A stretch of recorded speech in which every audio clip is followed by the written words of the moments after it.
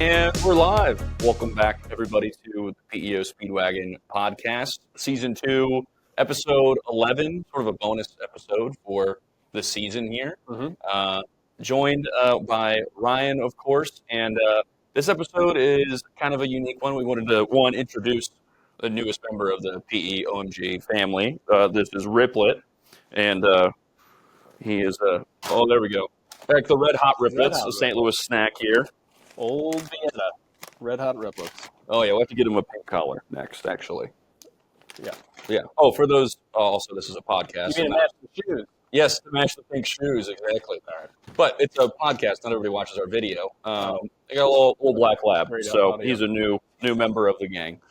Tell people what they don't see. Yeah, He's adorable. He's adorable. You can't see it. If you've seen a black lab puppy that's like 3 months old before, that's what we're looking at. So, That's great that you just, that's all. that's basically it. That's how you associate him. Yeah, entirely. And if we can help you find a PEO, you get to meet him. That's what we throw in as a perk. Now we're exploiting the dog. Yes. Fantastic. We're already putting him on a podcast, so we're already exploiting him. Yeah. Very true. But no, I think for this episode, we just kind of wanted to take time to sit down, not only introduce Riplett to the folks out there, our Wagoneers, but also just kind of take a minute in this busy season to talk about what an awesome season this has been for the PEO Speedwagon and for our listeners. And, it's been amazing to have so many different people on from large companies and smaller companies, as well as people in the PEO space and people just kind of around it. And so it's cool to see how this podcast has evolved from just, you and I in a Zoom, with me with big old headphones on, and I think maybe like 240 grain pixelated Zoom footage of us to us actually having on some really great guests and even one dog now. So I think it'll be more of that into the future, and I'm excited for the guests that we have from here on out. Yeah, it is. It's a cool thing to reflect back on and see where it's come. I think we did this about this time. I think in the very first episode we had a Christmas tree in the background, so it was obviously kind of approaching this time of the year, and it's a very appropriate time to reflect because this is a time of the year in the world of PEO or small business that is kind of considering different solutions for their employees because of just all the velocity of what's happening right now. I think that everybody is running and gunning and trying to close their deals and bring people on and put them through onboarding. And, this time of the year, you do need to find little moments to stop and reflect on what the impact of what we're doing in the world of PEO means and how it can help change lives. It can enhance businesses. It can bring tools and resources and benefits to employees and their families that they really need. And so, it's hard to do when you are in the throes of the PEO sales process evaluation. And so, and then to couple that with listening to the perspectives of all these really unique individuals that we've had and take stock in what they've had to say and incorporate that. And so it's been really cool. It's cool to see how the show's evolved. And now it's a trifecta. So now there'll be a dog training video as well. We'll throw in some how to train your dog, how to medicate your dog so it just lays here during a podcast. Yes, exactly. What do you hope for with season 3 of the podcast? What do you maybe want to give to the Wagoneers out there and hope they get from it? Yeah. I think it's a build upon what I was just talking about. So this is a tremendously busy time of the year. It's when a lot of new companies either for the first time get onto a PEO or migrate to a new PEO. And so when you kind of get past this time and the natural holidays and just everything that goes around that, to get on the other side of it, kind of when I think season 3 will start, according to you, it'll be interesting to see kind of what happened over the last 60 days. It's like that scene at the end of the movie where the screen goes to black and then you see what happens as a result of it, like the white font scrolls down the screen and talk about all that's been done and the things that we learned.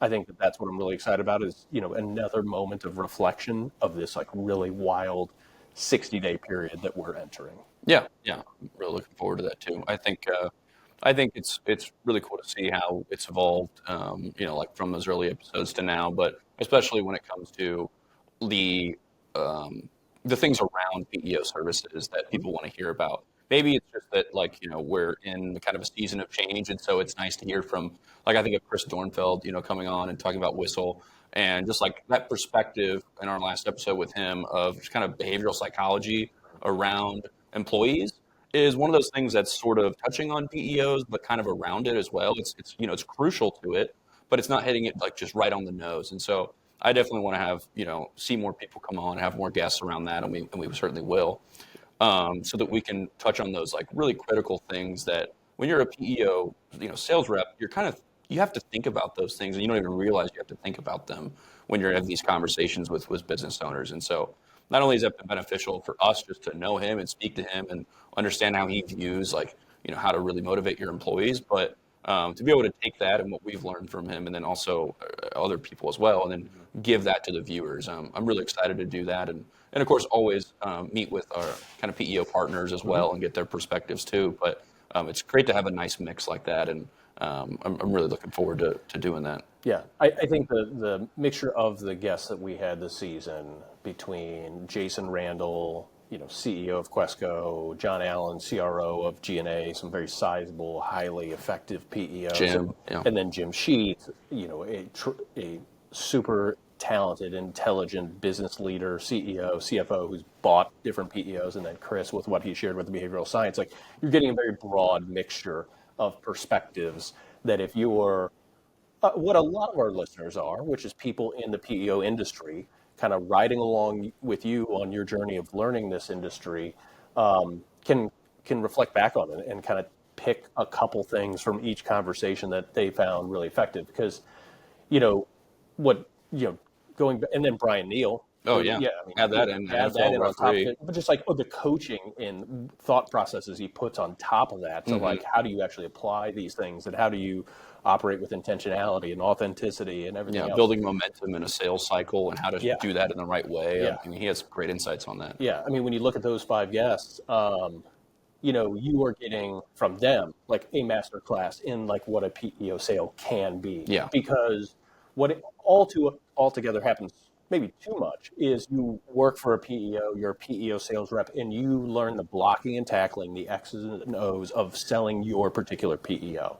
Selling compliance management, selling time and attendance, like selling your benefit package and everything else. And like, those are largely accessible across every single PEO. They have some version of it. So you're kind of learning the same version of something else that your competitor is talking about, perhaps in the exact same room you were in, right? You may be talking to the same business owner simultaneously about your respective PEOs. And these individuals and those learning opportunities that came from them are what actually separates you from everybody else. That you can have these broad concept conversations about human capital management, about how to achieve discretionary effort from your employees through effective incentive and rewards programs. And like, what does that actually mean if you do that right? Like, from Jim Sheets, like, what does a CEO or a CFO actually care about? Yeah. And how do you need to be intentional about those conversations with them? Like, that's what will elevate you above the blocking and tackling of your respective PEO's service brochure.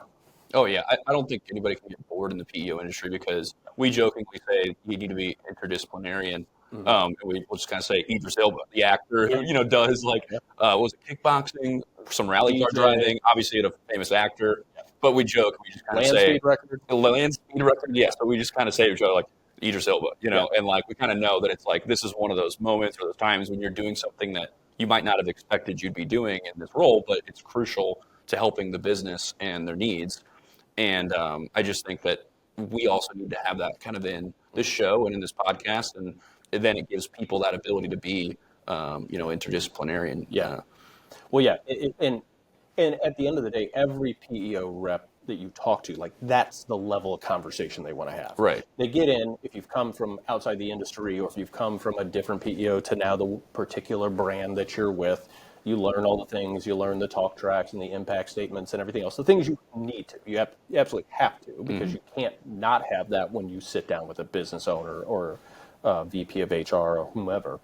But at the end of the day, whenever I talk to PEO reps, and because of the show and because of what we do outside of it, we have an opportunity to talk to tons of them. They all, their eyes light up when they're having these higher level conversations. And that what we've had in the way of guests and content has been fuel to be able to have that.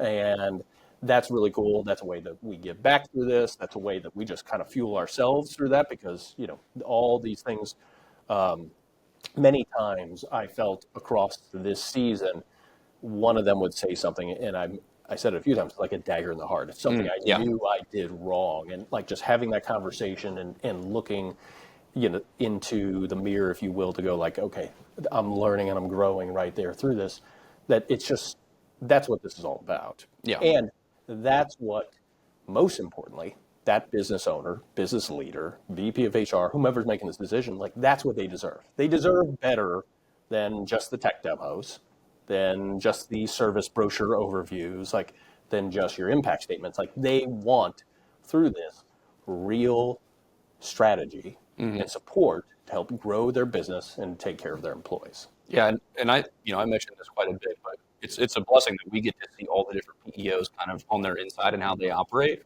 and then of course, we help our clients like find the right one that from our perspective, and we know how they operate, but also from our perspective, we get to see how all of our clients operate in a sense too, and we have we're doing PEOMG as well, and so it helps us get better at that. And so if we can take both of those things and put it into the podcast and say, like, here's how to not only effectively run an organization, because a lot of our listeners are also business owners, but then also at the same time, give them that perspective we have of the 16 PEOs that we work with and how they all do certain things. Some of them do them correctly, some of them don't, and here's the differences between them.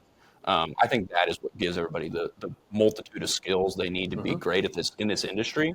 And why I think, the podcast is doing well. I mean, I jokingly say we have international folks tuning in, and we certainly do. Thank you. There's the handful of you that do, but also He was impressed by that. He perked up a little bit on that one. But also it's the folks that reach out to us and say that they independently found us through the podcast or something. Those are great to hear that somebody's like, oh, I was actually struggling trying to find a PEO or an HR solution, and I came across the podcast. It kind of makes it a little bit bigger than just an attachment to the business. Yeah. There's been very proud moments along the way of doing this for this past season and how it's evolved, and that's come in the way of we actually now have customers who have come where they found us was on the PEO Speedwagon. So that was completely unexpected. Like that was like a pipe dream that would happen.